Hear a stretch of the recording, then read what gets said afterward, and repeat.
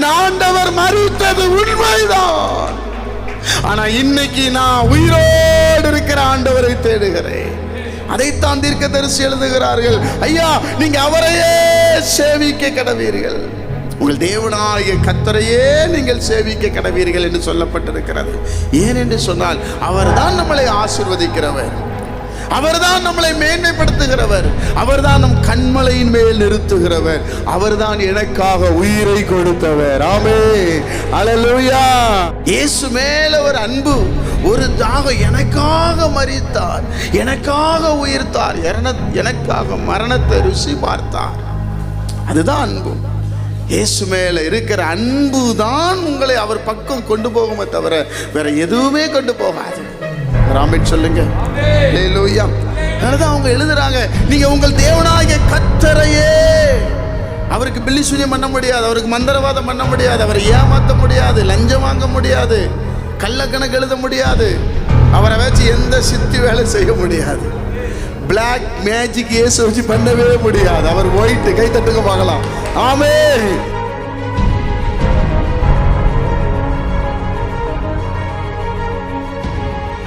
யாத்திராகமம் 23ஆம் அதிகாரம் 25ஆம் வசனம். உங்கள் தேவனாகிய கர்த்தரையே, உங்கள் தேவனாகிய கர்த்தரையே சேவிக்க கடவீர்கள், சேவிக்க கடவீர்கள். அவர் உன் அப்பத்தையும் உன் தண்ணீரையும் ஆசீர்வதிப்பார், அவர் உன் அப்பத்தையும் உன் தண்ணீரையும் ஆசீர்வதிப்பார். வியாதியை உன்னிலிருந்து விலக்குவேன். அல்லேலூயா. உன் தேவனாகிய கர்த்தரையே சேவிக்க கடவீர்கள். ஆண்டவர் இந்த வார்த்தையை என்னிடத்திலே சொல்லி இதை என் பிள்ளைகளுக்கு சொல்ல வேண்டும் என்று சொன்னார். உன் தேவனாகிய கர்த்தரையே நீங்க சேவிக்கணும். கர்த்தரைன்னு சொல்லல, கர்த்தரையே, அவரையே, கர்த்தரையே நீங்கள் சேவிக்க வேண்டும். ஏனென்றால் அவர்தான் உன் அப்பத்தையும் உன் தண்ணீரையும் ஆசீர்வதிக்கிறவர், அவர்தான் உங்கள் வியாதியை நீக்குகிறவர். கைகளை தட்டி கர்த்தரை மையப்படுத்துங்க. அல்லேலூயா. அதனாலதான் அவரை சேவிக்க வேண்டும், அவரை தொழுது கொள்ள வேண்டும், அவரை மகிமைப்படுத்த வேண்டும். வேதம் இப்படி சொல்லுகிறது. அவர் யார்? யாத்திராகமம் 20ஆம் அதிகாரம் 6ஆம் வசனத்தை நாம் வாசிக்கும் போது, யாத்திராகமம் 20ஆம் அதிகாரம் 6ஆம் வசனத்தை வாசிக்கும் போது, என்னிடத்தில் அன்பு கூர்ந்து, இயேசு கிறிஸ்துவிடத்தில் அன்பு கூர்ந்து, என் கற்பனைகளை கைக்கொள்ளுகிறவர்களுக்கோ 1000 தலைமுறை மட்டும் இரக்கம் செய்கிறவராய் இருக்கிறேன். அதனாலதான் வேதம் சொல்லுகிறது, தேவனாகிய கர்த்தரையே நீங்க சேவிக்க கடவீர்கள்.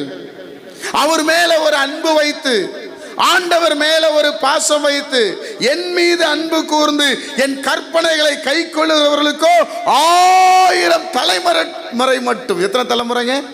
பக்கத்துல கைப்பிடிச்சு. 1000 தலைமுறை. ஹல்லேலூயா. யாரையா இப்படி சொல்ல முடியும்? 1000 தலைமுறை மட்டும் இரக்கம் செய்கிறவராய் இருக்கிறேன். சிலர்லாம் ஏன் இப்படி ஆசீர்வாதமா இருப்பாங்க நம்ம நினைப்போம். அந்த சந்ததி என்னங்க கஷ்டத்தையே பார்க்கல. ஐயா, அவங்கெல்லாம் ஆண்டவர் மேல அன்பு கூர்ந்திருப்பாங்க. ஒரு ஆமென் சொல்லுங்க. 1000 தலைமுறை, ஜெனரேஷன் அவர் இரக்கம் வைத்திருக்கிறார். 1000 தலைமுறைக்கு. யோசிச்சு பாருங்க, எவ்வளோ ஒரு நல்ல ஆண்டவர். அதனாலதான் பைபிள் சொல்லுது, உன் தேவனாகிய கர்த்தரையே நீங்கள் சேவிக்க கடவீர்கள். அல்லேலூயா. ஏசாயா தீர்க்கதரிசி எழுதுகிறார். 45ஆம் அதிகாரம் 24ஆம் வசனத்தை நாம் வாசிக்கும் போது, ஏசாயா 45:24 வாசிக்கும் போது, கர்த்தரிடத்தில் மாத்திரம் நீதியும் வல்லமையும் உண்டென்று அவனவன் சொல்லி அவரிடத்தில் வந்து சேருவான். நாட்கள் வருகிறது. ஹலோ பிரதர் அண்ட் சிஸ்டர், இதை கேட்டுக்கொண்டிருக்கிற என் அன்பு சகோதரனே, சகோதரியே, கர்த்தரிடத்திலே மாத்திரம் நீதியும் வல்லமையும் உண்டென்று அவன் சொல்லி அவரிடத்திலே வந்து சேருவான். கைகளை தட்டி கர்த்தரை மையப்படுத்துங்க. அல்லேலூயா. எங்கு போனாலும் விடுதலை இருக்காது, எங்கு போனாலும் சமாதானம் இருக்காது, எங்கு போனாலும் அற்புதங்கள் நடக்காது. அற்புதம் நடப்பது போல தெரியும், ஆனால் அற்புதம் இருக்காது. ஆண்டவரிடத்துல தான் உண்டு என்று சொல்லி வேதம் நமக்கு சொல்லுகிறது. அல்லேலூயா. ஒரு நாட்கள் வரும், இயேசு கிட்ட போனாதான் எனக்கு விடுதலை, அவர் சமூகத்துக்கு போனாதான் எனக்கு அற்புதம். அதைத்தான் யோவான் 8:32 எழுதுகிறார். யோவான் 8:36 எழுதுகிறார், சத்தியத்தை அறிவீர்கள், சத்தியம் உங்களை விடுதலையாக்கும். குமாரன் விடுதலையாக்கினா உங்களை மெய்யான விடுதலை ஆவீர்கள் என்று சொல்லப்பட்டிருக்கிறது. ஒரு நாட்கள் வருகிறது, கர்த்தரை தேடி ஜனங்க வர போறாங்க. இயேசுவினிடத்துல மாத்திரம் தான் நீதி இருக்கிறது. இயேசு கிறிஸ்துவில மாத்திரம் தான் பரிசுத்தம் இருக்கிறது. இயேசு கிட்ட மாத்திரம் தான் வல்லமை இருக்கிறது. அல்லேலூயா சொல்லுங்க, அல்லேலூயா. சமீபத்தில் ஒரு யூடியூப் சேனலை நான் பார்க்கும்போது ஒரு கிராம சிறுவனை எடுத்து போட்டிருந்தாங்க. அந்த பையனிடத்துல போய் கேட்கிறார்கள், இயேசுவை உனக்கு பிடிக்குமா என்று சொல்லி. அவன் சொன்னான், எனக்கு ரொம்ப அவரை பிடிக்கும். எதனால அவரை உனக்கு பிடிக்கும்? அவர் நல்லவர். அவன் சொல்லுகிறான், அவர் நல்லவர். உனக்கு 9 வயது தான் ஆகிறது, உனக்கு அவர் எந்த விஷயத்தில் நல்லவராய் இருந்தார்? எனக்கு அவர் ரொம்ப நல்லவர். என் ஜெபத்தை கேட்பார், நான் கேட்பதை எனக்கு வாங்கி கொடுப்பார். இயேசு நல்லவர். ஹல்லேலூயா. ஒரு சின்ன பாப்பாவினிடத்துல நான் கேட்டேன், உனக்கு இயேசுவை எவ்வளவு பிடிக்கும்? இயேசுவை எனக்கு ரொம்ப பிடிக்கும். கர்த்தரிடத்திலே மாத்திரம் நீதியும் வல்லமையும் உண்டென்று அவர்கள் சொல்லி வருகிற காலம் வந்து விட்டது. அல்லேலூயா. எங்கு போனாலும் பொய்கள், எங்கு போனாலும் புரட்டுகள், எங்கு போனாலும் ஏமாற்றங்கள், எங்கு போனாலும் ஜனங்களை வஞ்சிக்கிற காரியங்கள் நடந்து கொண்டிருக்கிறது.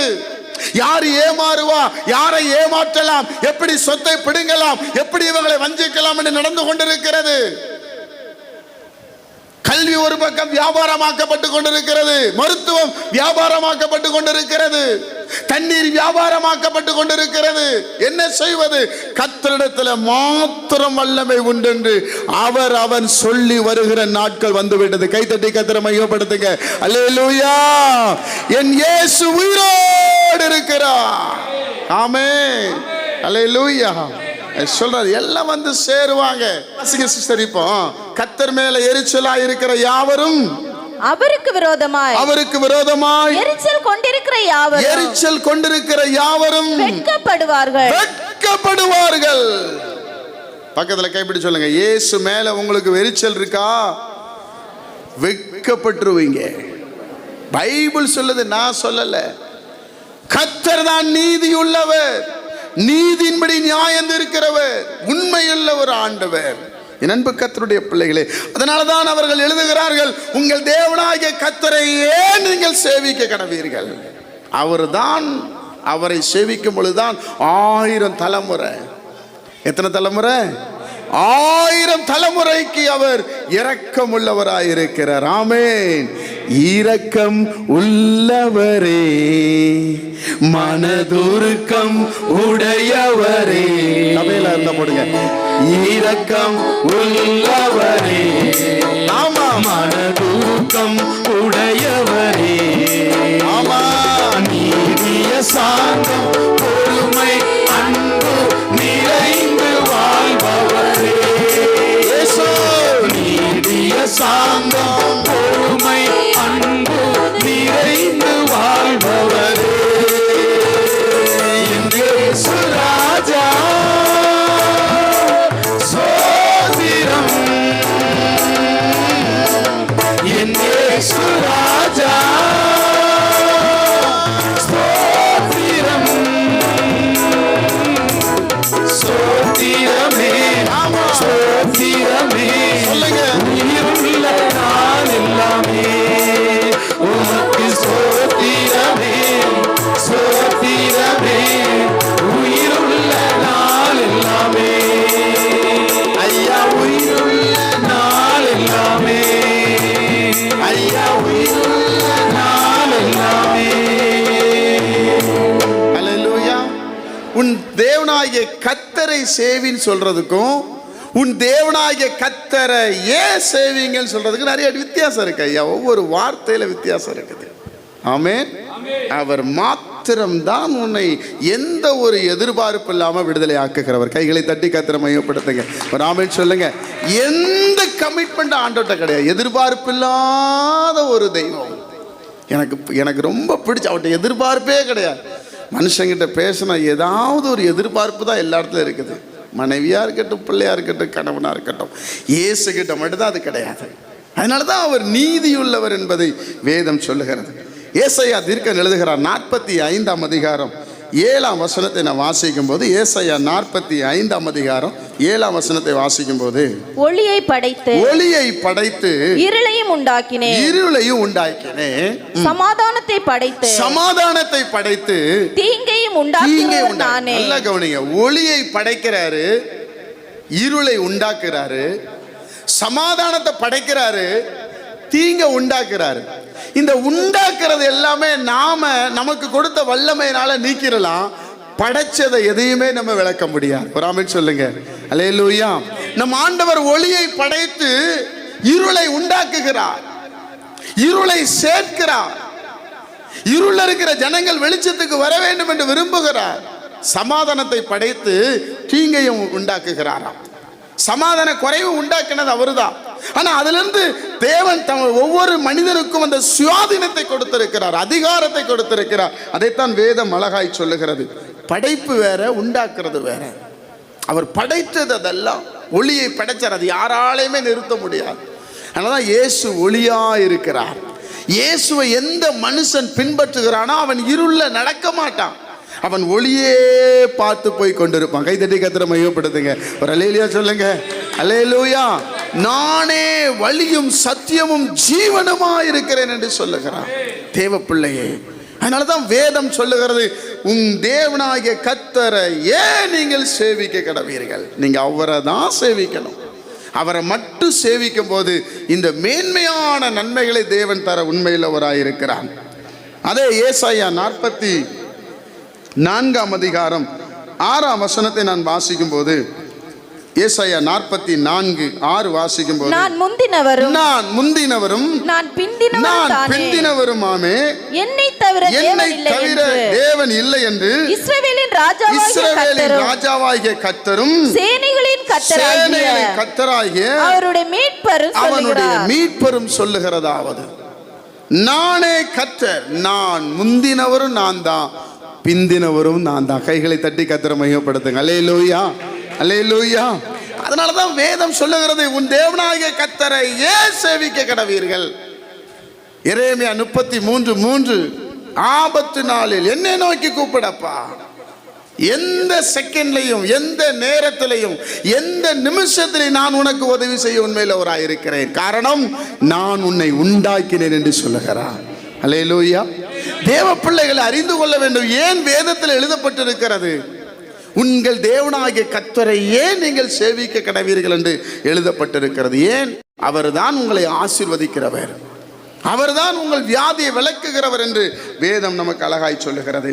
வெளிப்படுத்தின விசேஷம் 1ஆம் அதிகாரம், வெளிப்படுத்தின விசேஷம் 1ஆம் அதிகாரம் 8ஆம் வசனத்தை நாம் வாசிக்கும் போது, இங்கே அதனுடைய தொடர்பை இங்கே எழுதுகிறார்கள். வாசிக்கலாம். வெளிப்படுத்தினவரும் இருந்தவரும் வருகிறவருமாகிய சர்வ வல்லமையுள்ள கர்த்தர், நான் அல்பாவும் ஒமேகாவும் ஆதியும் அந்தமுமாய் இருக்கிறேன் என்று சொல்லுகிறார்.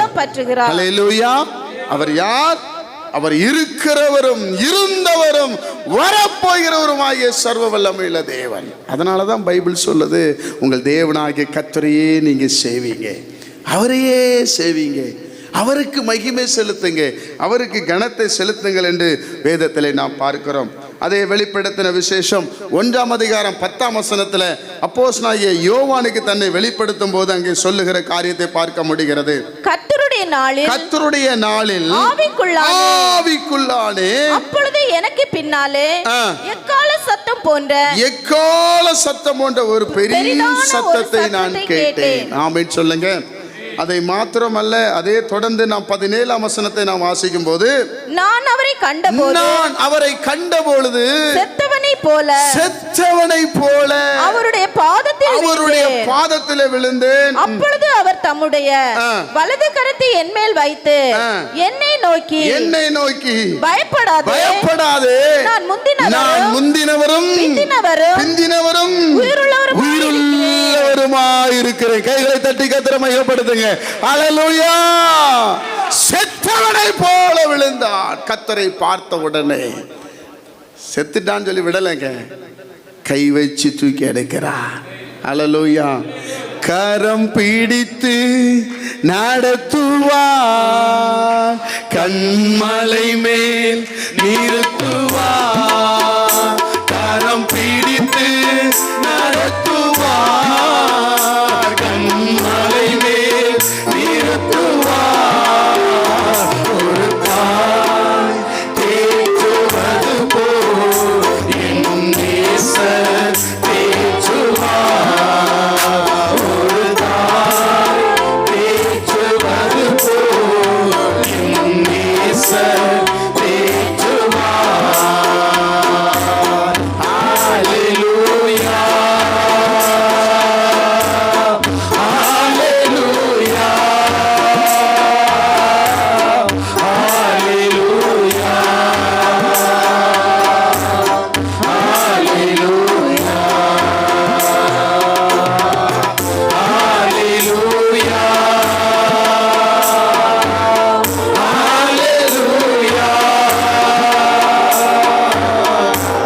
ஹல்லேலூயா, ஹல்லேலூயா. ஒருபோதும் கைவிடார், ஒரு நாளும் உன்னை விட்டு விலகிடார். இயேசு உன்னை விட்டு விலக மாட்டார். ஒருபோதும் ஒரு நாளும் விலகிடார். ஒரு தாய் தேற்றுவது போல் என் நேசர் தேற்றுவார். ஒரு தாய் தேற்றுவது போல் என் நேசர் தேற்றுவார். ஒருபோது நம்மளை கைவிட மாட்டார். அல்லேலூயா. உங்கள் தேவனாகிய கர்த்தரை ஏன் நீங்கள் சேவிக்க கடவீர்கள்? எவ்வளவு தியாகங்களை! அடுத்த வசனம் இப்படியாய் சொல்லுகிறது. 18ஆம் வசனத்தை வாசித்த பொழுது, மரித்தேன், மரித்தேன், ஆனாலும் இதோ சதா காலங்களிலும் உயிரோடு இருக்கிறேன். கைகளை தட்டி கர்த்தரை மகிமைப்படுத்துங்க. அல்லேலூயா.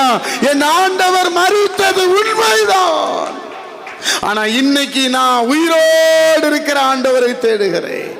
அதைத்தான் தீர்க்கதரிசி எழுதுகிறார்கள். ஐயா, நீங்க அவரையே சேவிக்க கடவீர்கள். அவரையே சேவிங்க ஐயா, வேற எதையுமே நம்பாதீங்க. உங்கள் தேவனாகிய கர்த்தரையே நீங்கள் சேவிக்க கடவீர்கள் என்று சொல்லப்பட்டிருக்கிறது. ஏனென்று சொன்னால் அவர்தான் நம்மளை ஆசீர்வதிக்கிறவர், அவர்தான் நம்மளை மேன்மைப்படுத்துகிறவர், அவர்தான் நம் கண்மலையின் மேல் நிறுத்துகிறவர், அவர்தான் எனக்காக உயிரை கொடுத்தவர். ஆமென், அல்லேலூயா. எனக்காக மரித்தாரே, என் பாவம் சுமந்தாரே. சொல்லுங்க, எனக்காக மரித்தாரே, என் பாவம் சுமந்தாரே. ஒரு தாய் தேற்றுவது போல் என் நேசர் தேற்றுவார். ஒரு தாய் தேற்றுவது போல் என் நேசர் தேற்றுவார். ஹல்லேலூயா, ஹல்லேலூயா,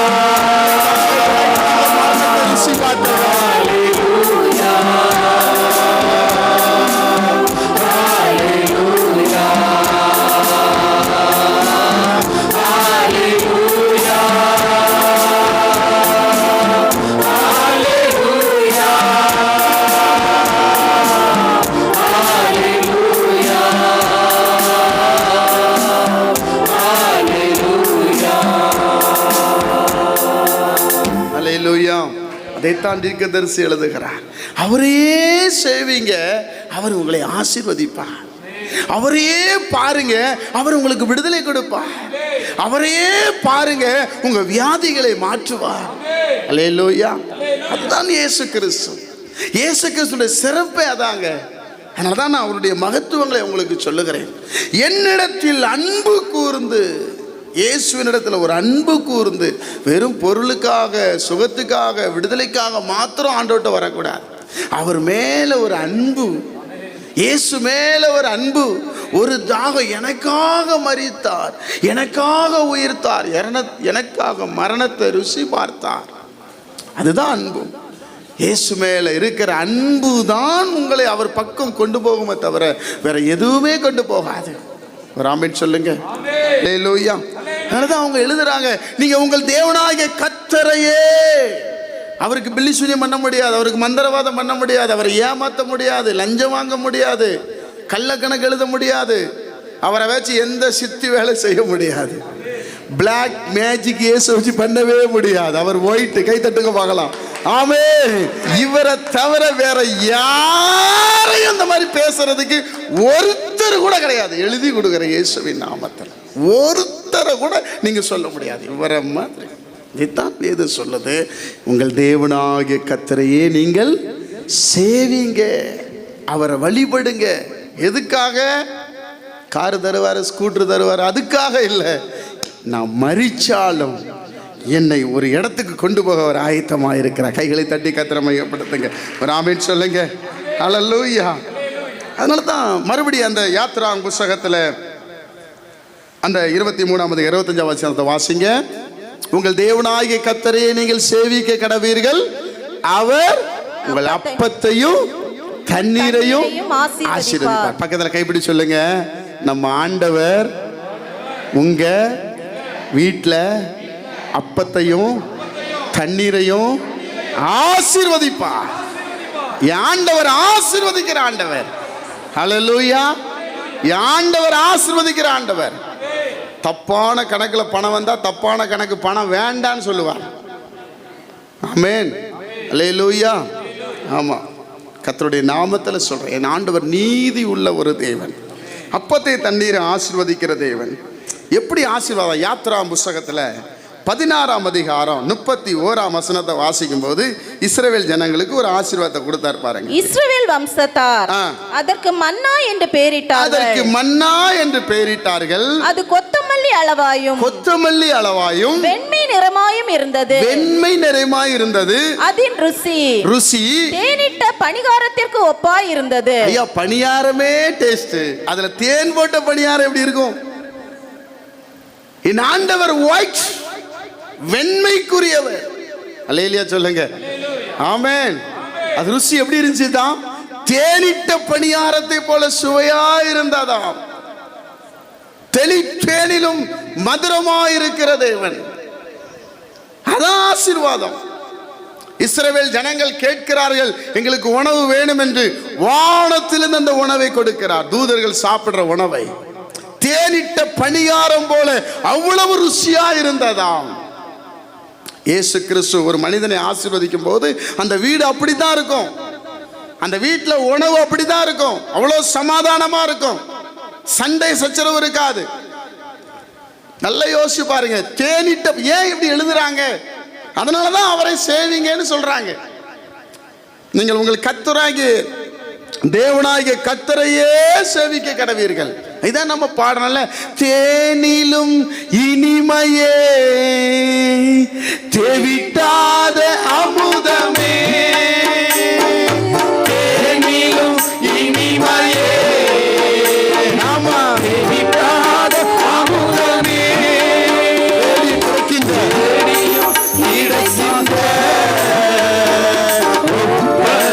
செல்வமே,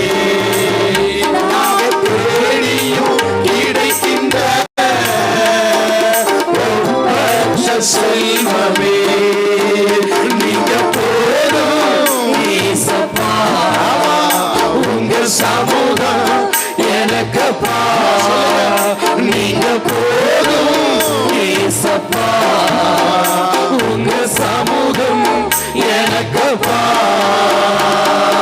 எத்தனை இன்பமே உந்தன் சமூகமே,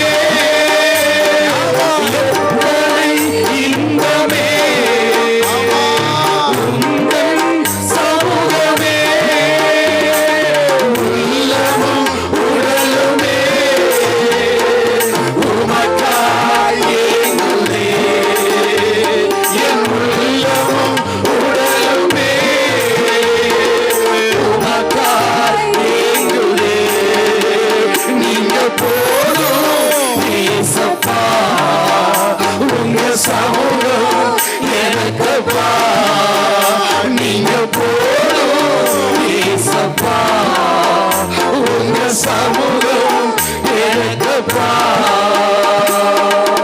அல்லேலூயா. தேன் தெளித்தேனா இருக்கிற ஆசீர்வதிக்கிற ஆண்டவன் அவர் உங்கள் அப்பத்தையும் தண்ணீரையும் ஆசீர்வதிப்பார். யோவான் எழுதின சுவிசேஷம் 2ஆம் அதிகாரம் 10ஆம் வசனம் இப்படி சொல்லுகிறது. யோவான் 2:10 இப்படி சொல்லுகிறது. எந்த மனுஷனும் முன்பு நல்ல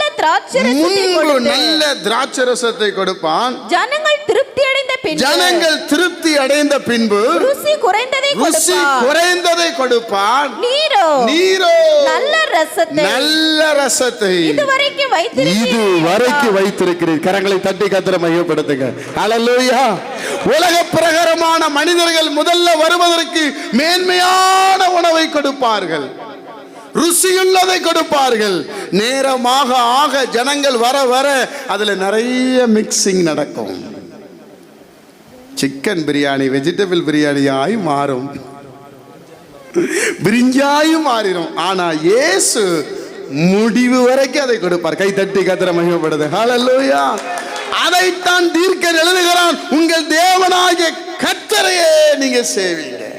புரிஞ்சுதா உங்களுக்கு? அதுக்கு தாங்க சொல்றாரு கர்த்தரை சேவிங்கன்னு. ஹல்லேலூயா. ஆமென். அவர்தான் நம்மளை ஆசீர்வதிக்கிறவர். உங்க கையின் பிரயாசங்கள்னாலும் சரி. நான் அடிக்கடி சொல்வேன் இயேசுவின் நாமத்தில், என்னைக்கு இந்த ஊழியத்தில் இந்த வேத புஸ்தகத்தை சிறு வயதிலே நான் படித்திருக்கிறேன், அதை நான் சுமந்தேன். என்றைக்கு ஊழியத்துக்கு இந்த வேத புஸ்தகத்தை ஒப்பு கொடுத்து இந்த வேத புஸ்தகத்தை நான் சுமக்க ஆரம்பித்தனோ இன்ன வரைக்கும் எனக்கு டெய்லி கல்யாண வீட்டு சாப்பாடு தான். கைத்தட்டி கர்த்தரை மகிமைப்படுத்துங்க. ஒரு அல்லேலூயா சொல்லுங்க. ஒரு இடத்துல கூட ரச சாதம் கிடையாது. அப்பத்தையும் தண்ணீரையும் நான் ஒன்று கேட்பேன், சாப்பிட்றதுக்கு பலன் தாங்க ஆண்டவரே. என் சாப்பாட்டுக்கு பிரேக்கே என் மனைவி தான். அவங்களுக்கு தான் என் பலவீனம் தெரியும். எங்கேயும் சொல்ல முடியாது. அவர் உன் அப்பத்தையும் தண்ணீரையும் ஆசீர்வதிக்கிற தேவன். எந்த வீட்டுக்கு போனாலும் எங்கள் வீட்டில் ஒரு நாள் இதை சாப்பிடுங்க ஐயா, 25 வீட்லையும் மாதம் மாதம் இப்படி தான் சொல்லி சாப்பிட்றோம். அவர் ஆசீர்வதிக்கிறவர். கைகளை தட்டி கர்த்தரை மகிமைப்படுத்துங்க. அல்லேலூயா. முடிவு பரியந்த நம்மளை ஆசீர்வதிக்கிற தேவன். எல்லாரும் முதல்ல ருசியாக கொடுப்பாங்க, முதல்ல நல்லா கொடுப்பாங்க. ஆனால் பின்னாடி வர வர ருசி குறைஞ்சதாயிரும். ஆனால் வேதம் சொல்லுகிறது, இவரோ இது வரைக்கும் நல்ல ரசத்தை வைத்திருக்கிறார். கைத்தட்டி கர்த்தரை மகிமைப்படுத்துங்க. ஒரு அல்லேலூயா சொல்லுங்க. அல்லேலூயா. அதனாலதான் வேதம் சொல்லுகிறது, உங்கள் தேவனாகிய கர்த்தரையே நீங்கள் சேவிக்க கடவீர்கள். இது சும்மா அந்த வார்த்தையை ஒரு நேரம் படிச்சு விட்டுறாதீங்க. நான் உங்க இருதயத்தில் ஆணியை அட்டி அட்டி அட்டின்னு அடிச்சு இங்க குத்தி இங்க வரணும். ஆமென். சொன்னாரு சொன்னாரு சொன்னாரு சொன்னாரு அந்த ஆள் சொன்னாரு. அந்த ஆள் சொல்லிக்கிட்டே இருந்தாயா மேல இருந்துகிட்டு, உன் தேவனாகிய கர்த்தர் தேவனாகிய கர்த்தர். அப்புறம் பிசாசு வந்து புடுங்கினா கூட புடுங்க முடியாது, லைட்டா அடிச்சா புடுங்கிடுவான். அதனால தான் உள்ள அடிக்கிற ஆணியை வச்சு ஒரு ஆமென் சொல்லுங்க. அல்லேலூயா. அவரை ஏன் நீங்க சேவிக்க கடவீர்கள்? அவர் ஆசீர்வதிக்கிறவர். ஆமென். இரண்டாவது, ஆண்டவர் எப்படிப்பட்டவர்? வியாதி உன்னிலிருந்து விலக்கு வரவன். பக்கத்தில் கைப்பிடி சொல்லுங்க, உங்க வியாதிய அவர் இன்னைக்கு விலக்க போகிறார். இன்னைக்கு விலக்க போகிறார். ஹல்லேலூயா. கேன்சரா இன்னைக்கு உங்களை விட்டு விலக்க போகிறார். சுகர் வியாதியா இன்னைக்கு உங்களை விட்டு விலக்க போகிறார். பிபியா இயேசுவின் நாமத்தில் உங்களை விட்டு விலக்க போகிறார். கிட்னில பிரச்சனையா, கர்த்தர் உங்கள் வியாதியை விலக்க போகிறார். அவர் சொன்னார், நான் வியாதியை உன்னிலிருந்து விலக்குவேன். இது அவர் தாங்க சொல்லி இருக்கிறார். ஆமென் சொல்லுங்க. அல்லேலூயா. அதனாலதான் அவரை சேவிக்க சொல்றாரு. இதெல்லாம் நடக்கும் நீ அவரை சேவித்தா என்றால் என்று வேதம் சொல்லுகிறது. அவர் எப்படி விளக்குவாரா? ஏசாயா தீர்க்கதரிசி எழுதுகிறான் 53ஆம் அதிகாரம் 5ஆம் வசனத்தை நான் வாசிக்கும் போது, ஏசாயா 53:5 வாசிக்கும் போது, நம்முடைய மீறுதல்களின் நிமித்தம் அவர் காயப்பட்டு நம்முடைய அக்கிரமங்களின் நிமித்தம் அவர் நொறுக்கப்பட்டார். நமக்கு சமாதானத்தை உண்டு பண்ணும் ஆக்கினை அவர் மேல் வந்தது. அவருடைய தழும்புகளால் குணமாகிறோம். கைகளை தட்டி கர்த்தரை மகிமைப்படுத்துங்க. அல்லேலூயா. ஏன் தழும்புகளால் குணமாகிறோம்னு எழுதல, இவ்வளவு எழுதுறாங்க. இவ்வளவு அவர் நமக்காகப்பட்ட பாடுகள். அதைத்தான் நீங்கள் 1 பேதுருவிலே நீங்கள் வாசிக்கும் போது ரொம்ப அழகான ஒரு வசனத்தை நாம் பார்க்க முடியும். கர்த்தருடைய நாமத்தினாலே 1 பேதுரு புத்தகத்தில் நம்ம வாசிக்கும் போது அவர் நமக்காக செய்த அவர் தழும்புகளால் குணமாகிறார் என்று சொல்லப்பட்டிருக்கு. நாம் பாவங்களுக்கு செத்து நீதிக்கு பிழைத்திருக்கும்படிக்கு அவர் தாமே தமது சரீரத்திலே நம்முடைய பாவங்களை சிலுவையின் மேல் சுமந்தார். அவருடைய தழும்புனால நீங்க சுகமாக்கப்பட போறீங்க. கை தட்டுங்க பார்க்கலாம். ஆமென் சொல்லுங்க. அதனாலதான் வியாதி உன்னிலிருந்து நீக்குவதற்கு இயேசுவுடைய தழும்பு கொடுக்கப்பட்டிருக்கிறது. எல்லாரும் என்ன எழுதுறாங்கன்னா 5480 தழும்புகள் அவன் சரீரத்தில் இருக்கிறான். எத்தனை? 5480 தழும்பு. என்னைக்காவது கிறிஸ்தவர்களாகிய நாம உணர்ந்திருக்கிறோமா? சின்னோண்டு பின்னு குத்திச்சுன்னா என் கையை பார்த்தீங்களா, என் விரலை பார்த்தீங்களா, தீ சுற்றுச்சே, சட்டி சுற்றுச்சேன்னு சொல்றோம், என்ன தெரிச்சிச்சே சொல்றோம். 5480 காயங்களை நீங்களும் நானும் சுகமாக்கப்படுவதற்காக என் ஆண்டவர் ஏற்றுக்கொண்டதுனால அவருடைய தழும்புகளால் நாம் குணமாகிறோம். கைகளை தட்டி கர்த்தரை மகிமைப்படுத்துங்க. அல்லேலூயா. அப்ப எல்லா இடமும் தழும்பையா என் இயேசுவுக்கு. தலை முதல் உச்சந்தலை முதல் உள்ளங்கால் வரையும் விரும்பதகாத ரூபமாயிருந்தாராம். அதனாலதான் கிறிஸ்தவர்களுக்கு, இயேசுவை ஏற்றுக்கொண்ட பிள்ளைகளுக்கு பைபிள் சொல்லுகிறது என் குடும்ப மருத்துவர் அவர். கை தட்டுங்க பார்க்கலாம். ஒரு ஆமென் சொல்லுங்க. அல்லேலூயா. பலவீன நேரங்களில் பலன் தந்தீரையா.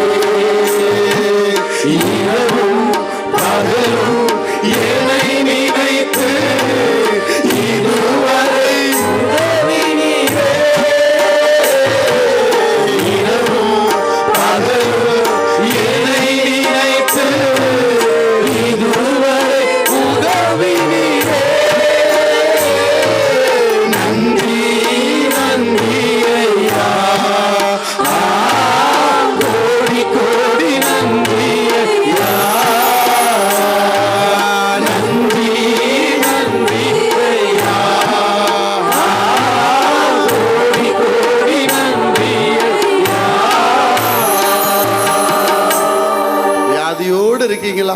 இயேசுவை பார்த்து சொல்லுங்க, உங்க தழும்புனால நான் குணமாயிடுறேன்ப்பா. ஒரே ஒரு அந்த 5480 காயங்கள் அவங்க எழுதுறாங்க. அதுல ஒரே ஒரு காயத்திலிருந்து ஒரே ஒரு டிராப் நம்ம மேலே பட்டா போதும், நம்ம சரீரம் முழுவதும் சுத்தமாயிரும். கைத்தட்டி கர்த்தரை மையப்படுத்துங்க. ஒரு அல்லேலூயா சொல்லுங்க. ஹல்லேலூயா, ஹல்லேலூயா. தழும்புகளால் குணமாகிறோம். அதான் வியாதியை உன்னிலிருந்து விளக்குவார். அவருடைய தழும்புகளால் விளக்குவார். எனக்கு வியாதி இருக்குது, எனக்கு போகலைன்னு சொல்லாதீங்க. 2 அதிகாரத்தை உங்களுக்கு காண்பித்து கொடுத்திருக்கிறார். தழும்புல சுகமாறீங்க. அவர் தழும்புல சுகம் இருக்கிறது. ஒரு ஆமென் சொல்லுங்க. அல்லேலூயா. மூன்றாவதாக அதை 23ஆம் அதிகாரம் யாத்திராகமம் 23:26 வாசிக்கலாமா? கற்பம் விழுகிறதும் மலடும் உன் தேசத்தில் இருப்பதில்லை. உன் ஆயுசு நாட்களை பூரணப்படுத்துவேன். மூன்றாவதாக கர்ப்பம் விழுகிறது உங்க வாழ்க்கையில இருக்காது. குழந்தை செல்வம் இல்லாமல் இருக்காது. உங்கள் தேவனாகிய கர்த்தரை நீங்கள் சேவித்தால், கர்த்தரை அல்ல கர்த்தரையே சேவித்தால், உங்கள் தேவனாகிய கர்த்தரையே நீங்கள் சேவித்தால் வேதம் சொல்லுகிறது கர்ப்பம் விழுகிறது இருக்காது. ஆமென் சொல்லுங்க. அல்லேலூயா. மலடு இருக்காது. அப்போ நம்ம வாழ்க்கையில குறைகளை நாம் தான் உணர்ந்து கொள்ள வேண்டும். வேதம் அழகா எழுதி கொடுக்கிறது. கர்ப்பம் விழுகிறதும் மலட்டு தன்மை உன் வீட்டில் இருக்காது, உன் தேசத்தில் இருக்காது. தேவனாகிய கர்த்தரையே நீங்கள் சேவித்தார். குழந்தை செல்வங்களுக்காக பல காரியங்களை செய்வது முக்கியமல்ல, ஆண்டவரையே சார்ந்திருப்பது. எத்தனையோ பிள்ளைகள் சாட்சி சொல்லுகிறார்கள், எல்லாவற்றையும் நான் செய்து பார்த்தேன், தோற்றுவிட்டேன், கடைசியில் நான் பொருத்தனை செய்தேன், ஆண்டவரே என் தஞ்சம் என்று விழுந்தேன், கர்த்தர் எனக்கு 2 பிள்ளைகளை கொடுத்தார் என்று சொல். கை தட்டுங்க பார்க்கலாம். ஒரு அல்லேலூயா. கர்ப்பம் விழுகிறது இருக்காது. தேவனாகிய கர்த்தரையே நீங்கள் சேவித்தால், கர்த்தரையும் இன்னொரு பக்கமும் சேவித்தால், பைபிள் சொல்லப்படவில்லை, கர்த்தரையே சேவித்தால். இந்த வசனம் ரொம்ப முக்கியம். நான் அழுத்தி அழுத்தி சொல்றேன். உன் தேவனாகிய கர்த்தரையே நீ சேவித்தால், அதனால தான் சொல்ல, கர்த்தரையே துதிப்பேன், காலமெல்லாம் துதிப்பேன்.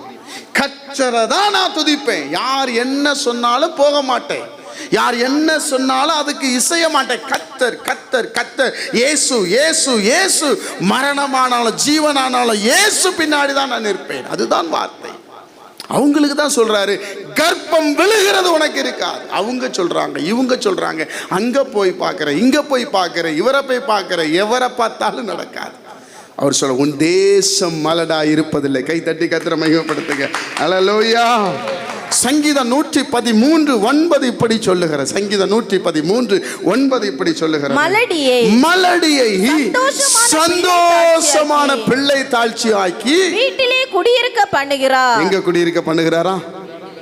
ஆமா, சில ஆள் வீட்டுக்குள்ளே குடியிருக்க விட மாட்டான். மருமகளுக்கு குழந்தை இல்லை, மகனுக்கு குழந்தை இல்லை, மகளுக்கு குழந்தை இல்லைன்னா கர்த்தர் பாப்பாரு, குழந்தை செல்வத்தை கொடுத்து வீட்டிலே அமர வைத்துருவா. கை தட்டுங்க பார்க்கலாம். ஒரு ஆமென் சொல்லுங்க.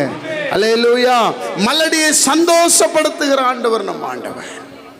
எவ்வளவு ஆசீர்வாதங்களை எழுதி வைத்திருக்கிறார் பாருங்க. முதல்ல நான் சொன்னேன், உங்க கர்த்தரையே நீங்க சேவித்தா, வேதம் அழகாய் சொல்லப்பட்டிருக்கிறது, நீங்க கர்த்தரை மாத்திரம் சேவித்தால் அப்பமும் தண்ணீரும் ஆசீர்வதிக்கப்படும். இரண்டாவதாக, நீங்கள் கர்த்தரையே சேவித்தால் உங்கள் வியாதிகள் எல்லாம் உங்களை விட்டு மாற்றப்படும். மூன்றாவதாக, நீங்கள் கர்த்தரையே சேவித்தால் உங்க குடும்பத்தில் குழந்தை இல்லாத எந்த ஒரு பாக்கியம் இருக்க, எல்லா குழந்தை செல்வத்தோடு இருப்பீங்க. கை தட்டுங்க பார்க்கலாம். ஒரு ஆமென் சொல்லுங்க. இது நான் சொல்லவில்லை, வேதம் சொல்லுகிறது. அதனாலதான் நீங்க குடும்பமா ஜெபிக்கணும். ஒருவர் பாரத்தை ஒருவர் சுமக்கணும். குழந்தை இல்லைன்னா குடும்பமா திறப்பில் நிற்கணும். ஆண்டவரே என் தம்பிக்கு குழந்தை இல்லை, ஆண்டவரே என் தங்கச்சிக்கு குழந்தை இல்லை, ஆண்டவரே என் மகளுக்கு குழந்தை இல்லை, ஆண்டவரே என் மகனுக்கு குழந்தை இல்லை, அப்பா நாங்க குடும்பமா என்னுடைய பாதத்தில் நிற்கிறோம் என்று சொல்லி தேவனிடத்தில் நிற்க வேண்டும். அவர் இப்படி எழுதியிருக்கிறார்ல, அவர் தானே சொல்லி இருக்கிறாரு, உன் தேவனாகிய கர்த்தரையே நீ சேவித்தால் உனக்கு அப்படி நடக்கும். கடைசியாக அவர் சொல்லுகிறார், உன் ஆயுசு நாட்களை பூரணப்படுத்துவேன். பாதி வயதிலே நீ எடுத்துக்கொள்ளப்படுவதில்லை. 4 விதமான ஆசீர்வாதம் கர்த்தரை சேவித்தால், கர்த்தரையே சேவித்தால். புரிஞ்சுதா உங்களுக்கு? ஒரு அல்லேலூயா சொல்லுங்க. நீங்க கர்த்தரையே சேவித்தா இந்த 4 ஆசீர்வாதம். கடைசி ஆசீர்வாதம் என்ன? உங்க ஆயுசு நாட்கள் பூரணப்படும். நல்ல முதிர் வயது வரைக்கும் வருவீங்க. இடையில இதை சாப்பிடாத, அதை சாப்பிடாத, அது சுகர், இது பிபிங்கிற பிரச்சனையே இல்லாமல் கர்த்தர் நடத்துவார். கை தட்டுங்க பார்க்கலாம். ஆமென் சொல்லுங்க. அல்லேலூயா. ஐயோ அது வேண்டாம், ஐயோ சக்கரை கம்மியாக போடுங்க. நாட்டு சக்கரை இருக்கா? எல்லாம் சக்கரை தான். எழுதுறாரு என் ஆண்டவர், நீங்க கர்த்தரையே வல்லவர் நல்லவர் கிருபையுள்ளவர் என்றே பாடுவே. நான் வல்லவர் நல்லவர் கிருபையுள்ளவர் என்றே பாடுவே. வல்லவர் நல்லவர் கிருபையுள்ளவர் என்றே பாடுவே. நான் வல்லவர் நல்லவர் கிருபையுள்ளவர் என்றே பாடுவே. நெருக்கத்திலே கர்த்தரை நோக்கி கதறி கூப்பிட்டேன். நெருக்கத்திலே கர்த்தரை நோக்கி கதறி கூப்பிட்டேன். நெருங்கி வந்து குரலை கேட்டு விடுதலை கொடுத்தார். நெருங்கி வந்து குரலை கேட்டு விடுதலை கொடுத்தார். கர்த்தரையே துதிப்பேன், காலமெல்லாம் துதிப்பேன். ஆமா, கர்த்தரையே துதிப்பேன், காலமெல்லாம் துதிப்பேன். வல்லவர் நல்லவர் கிருபையுள்ளவர் என்றே பாடுவேன். வல்லவர் நல்லவர் கிருபையுள்ளவர் என்றே பாடுவேன். வல்லவர் நல்லவர் கிருபையுள்ளவர் என்றே பாடுவேன். வல்லவர் நல்லவர் கிருபையுள்ளவர் என்றே பாடுவேன். அல்லேலூயா. நீங்க கர்த்தரையே சேவித்தால் 4 ஆசீர்வாதம் இருக்குது. என்ன? 1 அப்பத்தையும் தண்ணீரையும், 2வது வியாதி உங்களிருந்து, 3வது உங்க தேசத்துல உங்க வீட்டில் மலடு இருக்காது, குழந்தை இல்லைன்னு சொல்ல மாட்டீங்க, 4வது உங்க ஆயுசு பூரணப்பட்டு இருக்கு. ஒரு ஆமென் சொல்லுங்க. செஞ்சுரி அடிச்சிருவீங்க. கை தட்டுங்க வாங்கலாம். ஒரு ஆமென் சொல்லுங்க. உங்க குடும்பத்திலலாம் 100 தாண்டி போவோம். ஹல்லேலூயா. ஆமா, ஆசை இருக்கா? அப்ப என்ன செய்யணும் சொல்லுங்க? கர்த்தரையே சேவிக்க தான் சத்தியம். நீங்க சேவித்தா இந்த 4 போனஸ் உங்களுக்கு. இன்னும் நிறைய இருக்கு, டைம் இல்லை. இந்த 4 ரொம்ப முக்கியம். உங்க குடும்பம் சாப்பாட்டில் குறை இருக்கக்கூடாது. உங்க வீட்டில் குழந்தை செல்வங்கள் இருக்கணும். அப்பா அம்மான்னு கூப்பிடுறதுக்கு, சித்தி சித்தப்பான்னு கூப்பிடுறதுக்கு, கர்த்தரை ஆராதிப்பதற்கு. 3வது வியாதி உங்களிருந்து விலகணும். 4வது மரண பயம் உங்களுக்குள்ள இருக்கக்கூடாது. சீக்கிரம் செத்துருவோமோ, ஒரு மாதிரி வருத, ஐயோ நெஞ்சில வலி வருத, செத்துருவோமோ, அந்த பயம் இருக்காது. அல்லேலூயா. ஏன்? நான் அவரையே சேவிக்கிறேன். அல்லேலூயா. ஏன் கர்த்தர், நான் சொன்னல, ஏன் கர்த்தர் என் கூட இருக்கிறார். விசுவாசிக்கிறீங்களா? ராபர்ட் சொல்லுங்களேன். அல்லேலூயா. இதை விட ஆண்டவர் உங்களுக்கு வேற எப்படின்னு சொல்ல முடியாது. நீங்க அவரை சேவிச்சா இந்த நன்மைலாம் இருக்குது. ஆமென். அல்லேலூயா. அவரை மட்டும் பாருங்க. டெய்லி அவரோட பிரச்சனைன்னா அவர்கிட்ட போயிருங்க, கண்ணீரை சிந்தனைன்னா அவர்கிட்ட போயிருங்க. தேவனாகிய கர்த்தரையே ஆபிரகாம் தேவனை தொழுது கொண்டான். மனுஷர்கள் தேவனை தொழுது கொண்டார்கள். ஏங்க இயேசுவை தேட சொல்றாங்க? இவ்வளோ நன்மை இருக்குதுங்க. ஏன்னு சொன்னா அவர் எனக்காக மரணத்தை ஜெயித்தார். வேற யாரும் மரிச்சு உயிரோடு வரல. உயிரோடு இருப்பேன் சொன்னவெல்லாம் மண்ணோட மண்ணா போயிட்டாங்க. இவர் ஒருத்தர் தான் இன்று உயிரோடு இருக்கிறார். அல்லேலூயா. இயேசு ஒருவர் தான் உயிரோடு இருக்கிறார். அதனாலதான் பைபிள் சொல்லுது, கர்த்தர் என்றால் இயேசு. கர்த்தர் என்றால் யாரும் கிடையாது, இயேசு தான். உன் தேவனாகிய கர்த்தர். தேவ பிள்ளையே, இந்த 4 ஆசீர்வாதம் எல்லா குடும்பத்துக்கும் வேணும். அப்பமும் தண்ணீரும் ஆசீர்வதிக்கப்படணும். அந்த ஆசீர்வாதம் எப்படி இருக்கணுமா? தேனிட்ட பணியாரம் எப்படி இருக்கும், அதே டேஸ்ட். 2வதாக உங்க வியாதி எல்லாம் விளக்கிடுவார். இயேசுவேன்னு சொல்லுங்க, உங்க வியாதி எல்லாம் உங்களை விட்டு மாறிடும். ஆமென். அல்லேலூயா. 3வது கர்த்தருடைய நாமத்தினால வீட்டில் கர்ப்பம் விழுகிறது இருக்காது, மலட்டு தன்மை இருக்காது. கர்ப்பத்தில் கர்த்தர் ஆசீர்வாதத்தை கொடுப்பார். குழந்தை செல்வத்தை சுமக்க பலன் தருவார். அதுதான் ரொம்ப முக்கியம். கடந்த நாளில் ஒரு சகோதரியோடு நான் ஜெபத்தில் பேசி கொண்டிருக்கும் போது ஆண்டவர் அந்த சகோதரிக்கு வெளிப்படுத்தினார்கள். 1 வருஷமாக குழந்தை இல்லை. அந்த மகள் குழந்தைக்கு விருப்பமே இல்லை, சும்மா எல்லாத்தையும் குழந்தை வேணும்னு சொல்லுது. ஆனால் குழந்தை பெற்றெடுக்க விருப்பமே கிடையாது. கணவன் மனைவி 2 பேரும் அதில் ஒரு பொருத்தனையாக இருக்கிறாங்க அப்படி சொல்லி ஆண்டவர் இந்த பிள்ளை ஜெபிக்கும் போது வெளிப்படுத்தினார்களாம். என்னிடத்தில் பகிர்ந்து கொள்ளும்போது, ஆனால் இப்படி இல்லாமானே நினைப்பாங்க, நாங்கள் குழந்தை இல்லையே.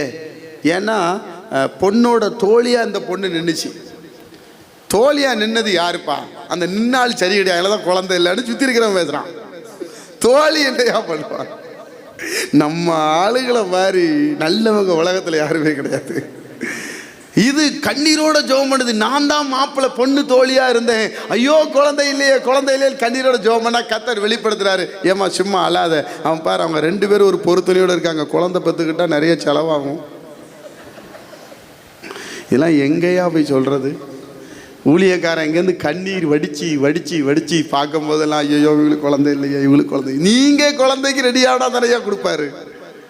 இதை எதுக்கு மேலே எப்படியா சொல்ல முடியும்? கற்பம் விழுகிறதும் இல்லைன்றாரு. நீங்க உள்ள ஒரு ஆய வச்சுட்டு ஸ்கூல் ஃபீஸ் கட்ட முடியாது, இதுக்கு வீடு வாங்கணும் அது வாங்கணும், இப்படியே இருந்துட்டு போயிடலாம் நினைச்சா. இன்னைக்கு நிறைய பிள்ளைகள் அந்த ஆசீர்வாதத்தை பெற்றுக்கொள்ள முடியாம தடையா இருக்கிறார். இவங்களே அந்த அறிவு வந்துருச்சுன்னா அதுதான் பிரச்சனை. அன்னைக்கு அறிவே இல்லை, 10-15 பெத்தான். 10-15 1 2லாம் கிடையாது. ஒரு ஃபங்க்ஷன்னா அந்த 5 குடும்பம் நின்னாலே போதும், 10 பேர் நின்னாலே போதும், வேற சொந்தக்காரனே வர தேவையில்ல. இன்னைக்கு ஒன்னே கிடையாது. அந்த குழந்தை உண்டானதுலேருந்து அவங்க முகத்தை பாருங்க டென்ஷனாகவே இன்னமும் சந்தோஷமா ஏற்றுக்கொள்ள. ஐயா கர்த்தர் உன்னை போலவே ஒருவனை வயிற்றுகளை வச்சு கொண்டு வராரு. கை தட்டுங்க பார்க்கலாம், ஒரு ஆமென் சொல்லுங்க. ஏன் சொல்ல மாட்டீரு? நீ மாதிரி சும்மா தெரியும், அதையும் நான் சொல்றேன். எங்களுக்கெல்லாம் கேட்கறதுக்கு முன்னாடியே கொடுத்துட்டா மகத்துவம் தெரில, கேட்டு கொடுத்தா மகத்துவம் தெரிஞ்சிருக்கோம். கேட்கறதுக்கு முன்னாடியே கொடுத்துறோம். எங்கள் ஊழியத்தில் உள்ள பிள்ளைக்கெல்லாம் கேட்கறதுக்கு முன்னாடியே கொடுக்கணும்னு நினைக்கிறேன். நம்ம கை வச்சு ஜோம் பண்ணி கல்யாணம் பண்ணி வச்சா அந்த பிள்ளைகள் கேட்கறதுக்கு முன்னாடியே கொடுத்துடணும். அல்லேலூயா சொல்லுங்க, அல்லேலூயா. கர்ப்பம் விழுகிறதும் மலடும் உன் தேசத்தில் இருப்பதில்லை. அப்போ தேவனாகிய கர்த்தரை நாம் சேவிக்க வேண்டும். உன் ஆயுசு நாட்கள் பூரணப்படும். அவரை தான் நம்ம சேவிக்கணும். அவரே நம்மை ஆசீர்வாதம். ஜெபிக்கும்படி எழுதிருக்கலாம்.